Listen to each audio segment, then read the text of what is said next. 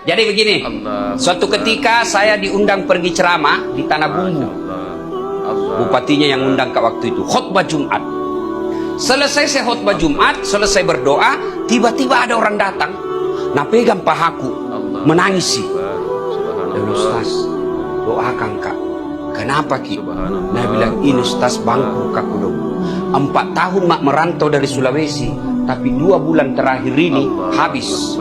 Sebelum Covid ini, bangkrut saya Ustaz. Coba dibilang bangkrutnya saja, tidak masalah. Tapi banyak utangku. Nah kejar-kejar mah ini orang di kampung ini, mau nak potong. Mau kak pulang kampung, malu 4 tahun merantau, pulang bawa utang. Tinggal kak, nah kejar-kejar kak orang. Tolong saya kak kodong, doakan saya, kasih saya amalan. Saya bilang baik pak. Sebelum saya doakan ki, sini ki dulu, saya tanya ki, jujur ki jawabinnya, jujur. Iya Ustaz. 1, saya tanya ki, jawab ki jujur. Bagaimana sholat tak selama ini? Dia bilang, itu Ustaz, kajuma jiku pergi. Itu poin paling terlambat kak datang, paling cepat pulang. Orang khotbah saya tidur. Saya bilang, 1 di dalam hati, 1 di salana. 2, saya tanya lagi, bagaimana penghormatanmu kepada orang tuamu selama ini? Dia bilang, selama saya merantau Ustaz 4 tahun tidak pernah kak pulang kampung.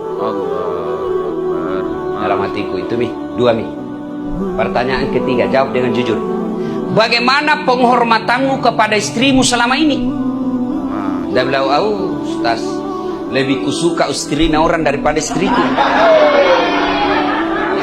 Yang tomo aku ribu anak-anak karusang orang tua ini. Sudah 4-3 Yang keempat, saya tanya lagi, bagaimana urusan zakatmu selama ini, selama kau jadi pengusaha? Lebih banyak ke panti pijat daripada panti asuhan. Sudah diam. Saya bilang, sudah jangan banyak pertanyaan, nabar masalah memang ini. Saya bilang, Dai, kalau mau ki sukses, ini saja kita amalkan. InsyaAllah. 1, perbaiki sholat tak. 2, ada rezeki tak, pulang kampung ki, pergi ki cari orang tua tak, cium kakinya minta maaf. 3, pergi ki ke istri tak, minta maaf, cium pipinya, minta maaf kok. Tapi gengsi kak Ustaz, saya sudah kalau gengsi kau pelihara itu gengsimu.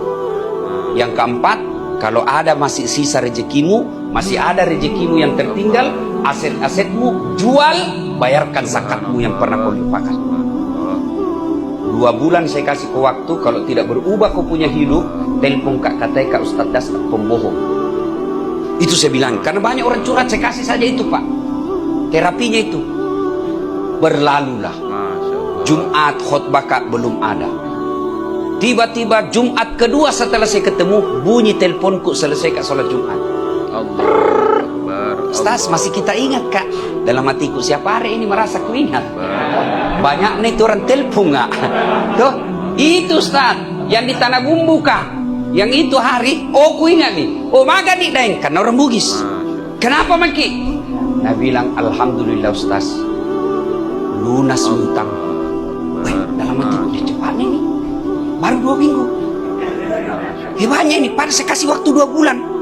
Alhamdulillah Ustaz, itu utang-utangku sudah dikulunasi. Dan itu mobil-mobilku itu yang begini, yang mau tarik orang, apa namanya itu?